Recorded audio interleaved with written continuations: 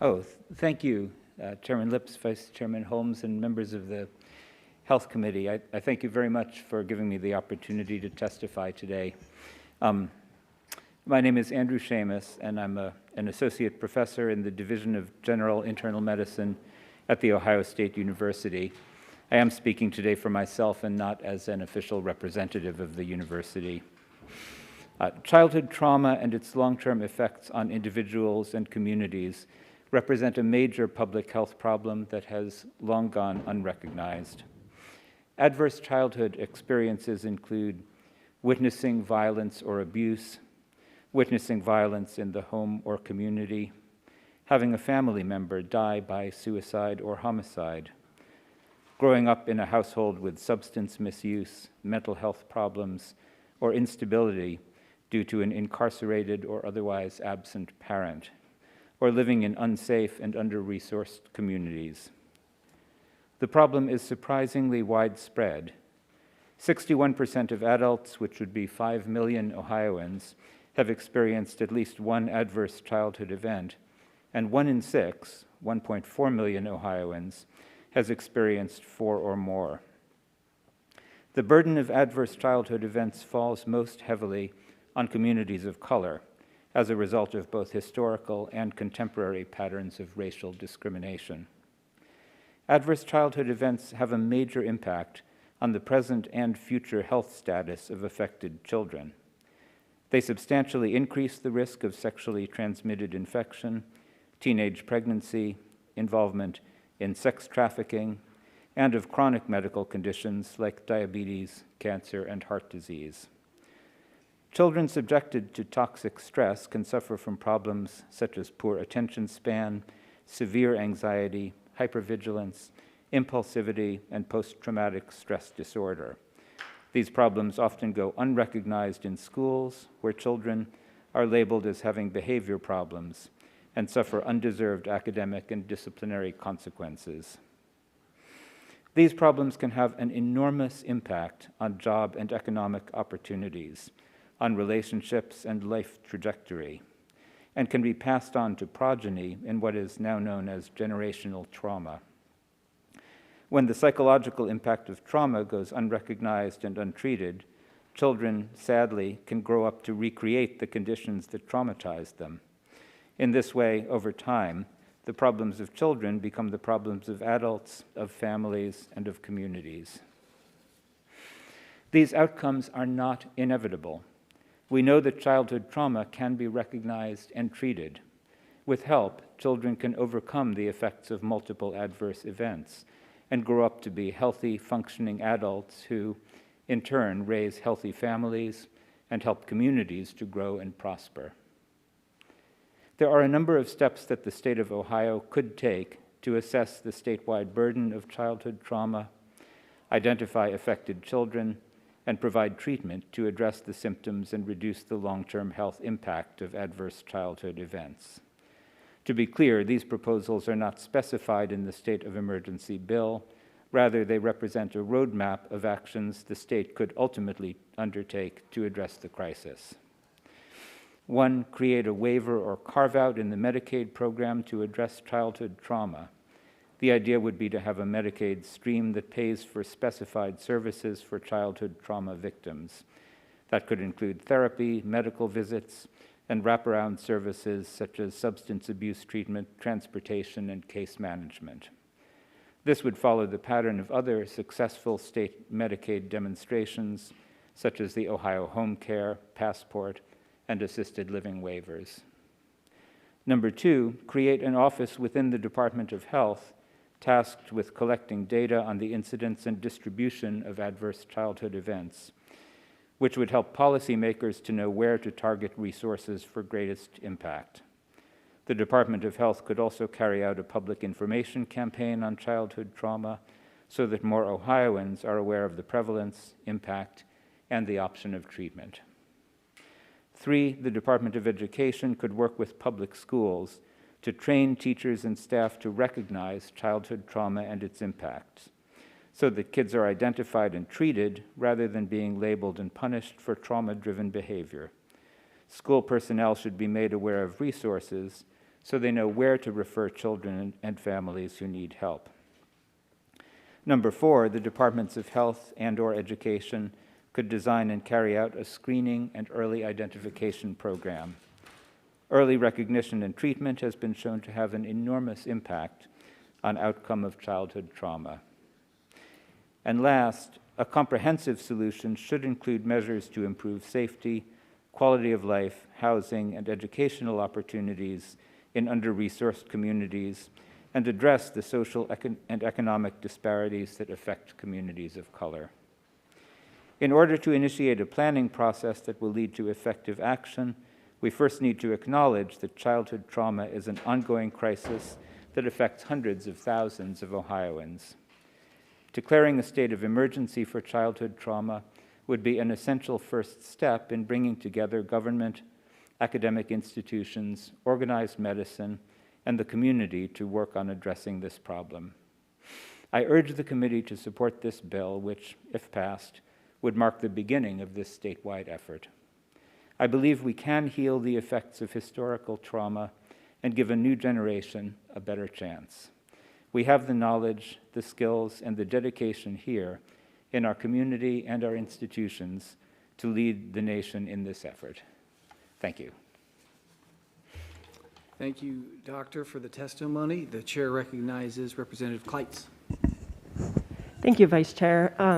Dr. Seamus, I really appreciate the thoughtfulness that you put behind your testimony, and I am a parent of a child who's been through a lot of medical trauma, and luckily we've been able to have a lot of wraparound services, including, through his treatment at a children's hospital since he was born. He has 2 chronic illnesses, and he's a cancer survivor, and so I've seen firsthand how identifying a patient who has, especially a young patient who has had some trauma in their life, how providing them the right kind of resources can really make a dramatic change in how they move through their life with their peers. And so I know personally through our whole journey, it really took very little, from my perspective, of that kind of resources being available to him.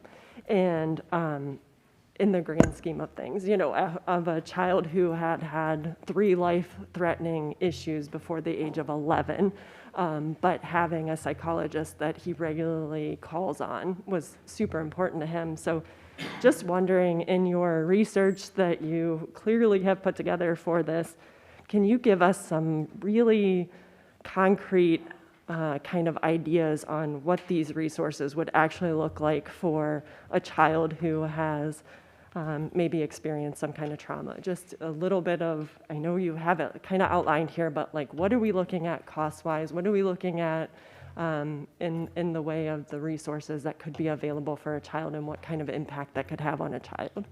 Well, thank you. First of all, I appreciate your sharing that, Representative Kleitz, and I hope your child is doing okay now and has come through it okay.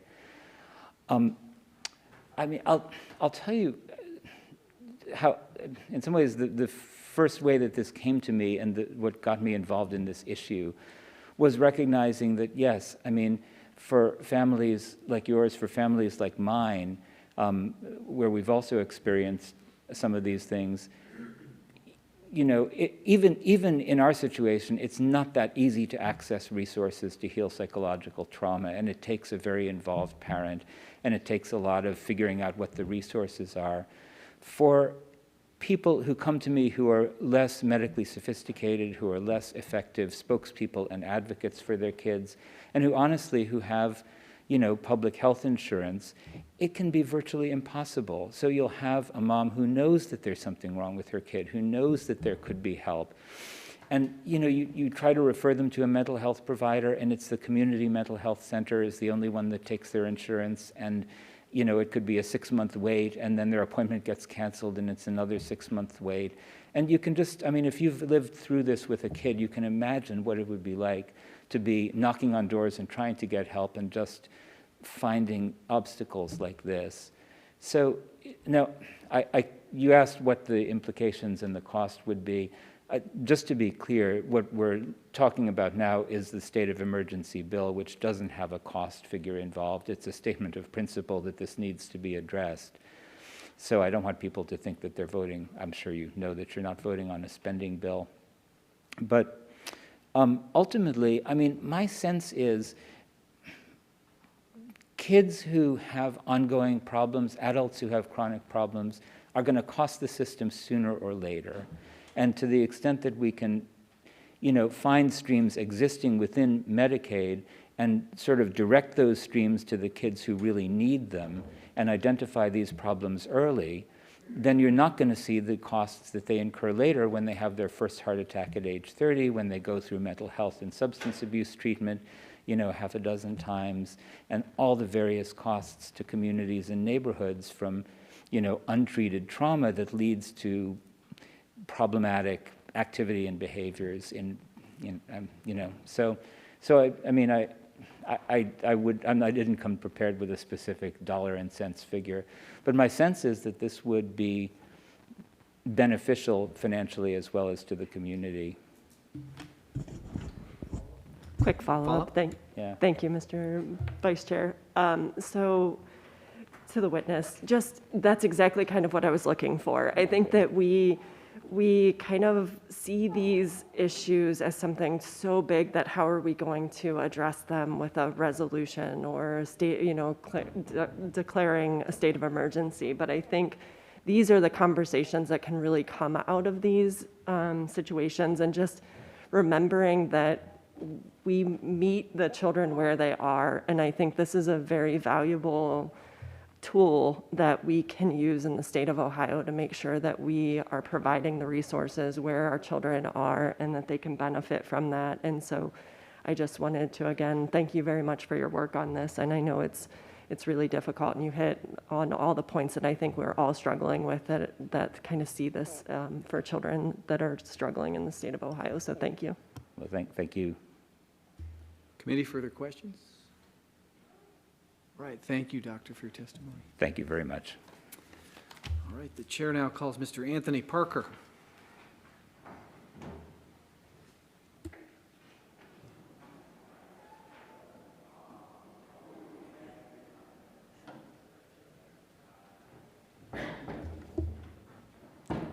Hello, Mr. Parker, welcome to committee.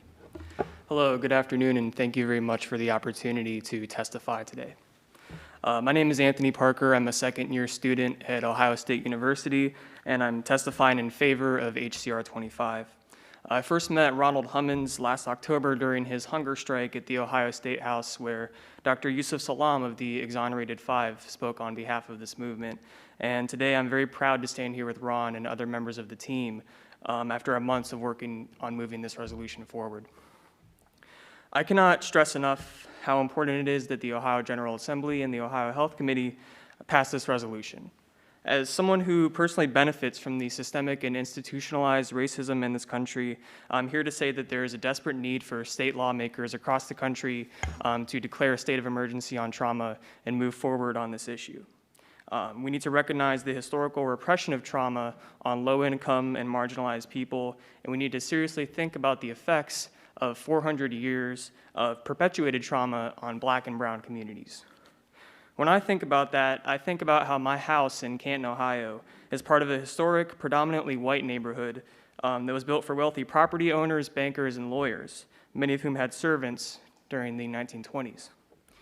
This trend of prioritizing development for investors continues today in my city, and needless to say, the kids in my neighborhood grew up with ample resources to aid them through life and deal with their personal trauma, but the kids who lived down the street from me in low-income housing did not have these resources. My representative, Thomas West, was absolutely correct in saying that children, and especially children in communities of color, are suffering in their neighborhoods, in their schools, and in their homes because of the trauma that surrounds them. Children are born into a system where their success is determined by their zip code, and if you don't win the birth lottery like I did, you are prone to experience violence, neglect, hunger, housing insecurity, abuse, and other serious trauma in your early years. Just this year in my city, an 11-year-old boy shot and killed a 6-year-old boy, and yet this is normalized. We see this as a bad child that was raised by bad parents and did a bad thing, but nothing about this is normal. And the thought of children being exposed to and partaking in violence on a daily basis should send chills down your spine, not have you thinking that these are bad kids raised by bad criminals. Horrifying and sobering stories like this are a chilling reminder of the behavior that trauma and childhood trauma perpetuates in our communities. Unfortunately, our communities are not well prepared enough to deal with this trauma.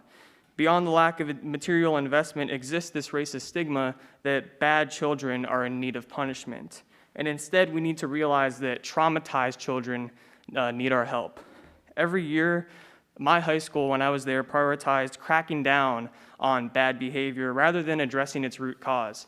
And students racked up disciplinary charges and suspensions to the point where it prevented them from graduating.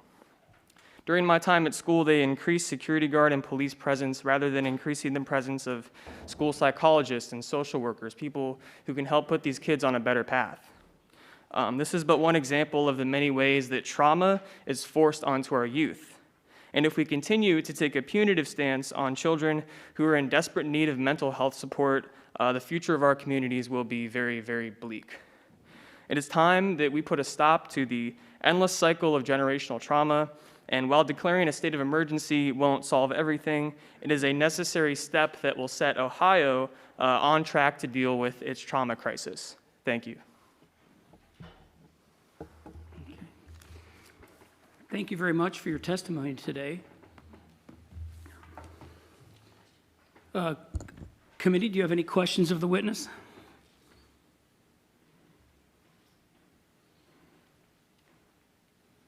Hearing none, thank you very much for being with us today. Thank you. Okay, the next witness today will be Ronald Hummons. Ronald, if you would step forward for committee, please.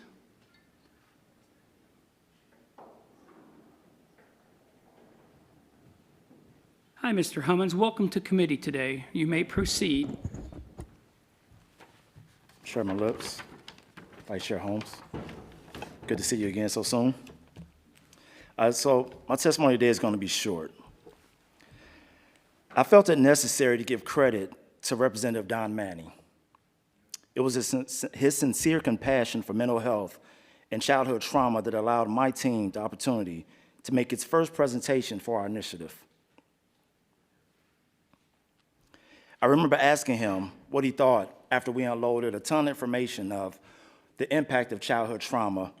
I wanted to get his feel because, I'm quite sure you know him much better than I do. He kind of gave a poker face as we were giving the presentation. But he responded. This is a no-brainer, and it's long overdue. Right away, he made a phone call to Representative West. That's actually what got the ball rolling to creating what's going to be labeled as historic legislation. Legislation is going to create generational healing for so many African American, poor white, Hispanic, and Appalachian children here in Ohio, and then eventually to the rest of the country. So I would like whatever results we accomplish today to be in remembrance of Representative Don Manning. I wish he was here today to see this because he was a huge supporter of this, and he was the very first to actually get the ball rolling for us. So I just want to end it with that. Thank you very much for your presentation, Mr. Hummons. We've seen you a couple times and enjoyed your testimony. Committee questions? And I think everybody knows that he's referring to our former Vice Chairman, Don Manning, so thank you. That was a great honor. Committee, anything final? Thank you for being with us today. Thank you.